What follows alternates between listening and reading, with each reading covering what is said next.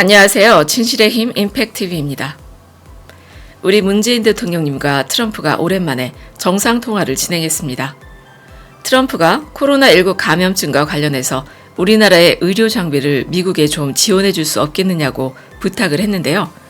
우리 문재인 대통령님이 국내에 있는 여유분을 최대한 지원해 주겠다고 하면서 원활한 지원을 위해서는 FDA 승인이 필요하다고 하니까 오늘 당장 FDA 승인이 진행될 수 있도록 즉각 조치를 취하겠다고 트럼프 대통령이 대답을 했다고 합니다. 그러면서 한국이 굉장히 대응을 잘하고 있다는 평가도 빼놓지 않았는데요.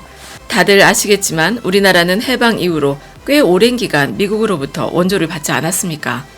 우리나라가 국제사회와 미국의 원조를 받던 나라에서 미국에 도움을 줄 수 있는 나라가 되기까지 70년 정도가 걸린 겁니다. 우리는 국제사회에 어려울 때 잘 사는 나라가 도움을 주면 그 나라가 성장을 해서 도움을 준 나라에게 거꾸로 돕는 나라가 될 수도 있다는 걸 보여준 정말 귀하고 자랑스러운 나라가 됐습니다. 우리 문재인 정부가 50조 원으로 계획했던 금융 지원 규모를 100조 원대로 늘리면서 대대적으로 경기 부양책을 마련하고 있습니다. 미국은 2조 달러, 우리 돈으로 2,500조 원 규모의 코로나19 경기 부양 패키지 법안이 곧 미 상원을 통과할 거라고 합니다. 일본도 우리 돈으로 650조 원 규모의 경기 부양책을 준비하고 있는데요. 그간 수많은 글로벌 위기를 겪으면서 우리 모두가 경험한 가장 확실한 사실은 글로벌 경제 위기가 어떤 이유로 일어나건 반드시 경기 침체가 동반된다는 거였습니다. 그걸 모두 알고 있기 때문에 미국이나 일본 그리고 우리나라도 마찬가지로 경기 부양책을 서둘러 꺼내는 건데요. 조기에 대규모 자금을 시장에 풀어서 경기 침체가 되는 걸 최대한 막아보려는 전략입니다. 주식시장이 먼저 반응하면서 미국은 다우지수가 6% 이상 오른 상태로 거래가 됐고 스탠다드&푸어스 지수도 장중에 6% 가까이 상승했습니다.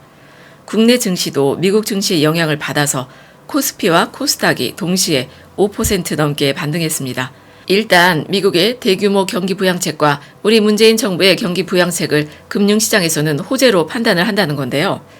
설마 보수 정당과 언론들이 우리 정부의 대규모 경제 부양책에 찬물을 끼얹는 짓을 하진 않겠죠.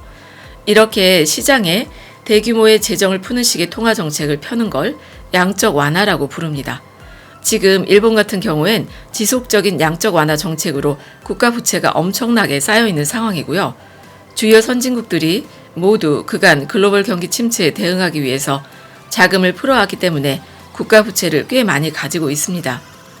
그러나 우리나라가 GDP 대비 40% 정도로 아주 안정적으로 관리가 되고 있는 상태고 다른 선진국들은 우리나라보다 국가 부채가 훨씬 더 많습니다.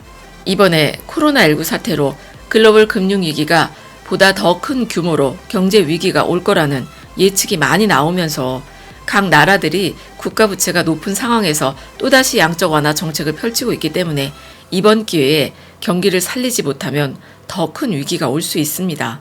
하지만 그게 두려워서 아무것도 안 하고 손 놓고 있을 수는 없지 않겠습니까? 이런 위기 상황을 잘 극복하기 위해서는 대통령과 집권 여당이 강한 힘을 가지고 있어야 합니다. 우리 국민들이 지금 문재인 대통령의 국정 지지도를 높여주고 있는 것도 이번 위기 상황을 잘 극복해보라고 응원을 해주는 것이 아니겠습니까? 미통당과 수구 언론들도 이번만큼은 자신의 정치적 이익이 아니라 국익을 위해서 우리 정부의 결정을 지지해주고 힘을 보태주기를 정말 바라고 또 바라봅니다. 우리 깨어있는 시민들의 심판이 매섭다는 걸 정치인들은 절대로 잊어서는 안 될 것입니다. 감사합니다.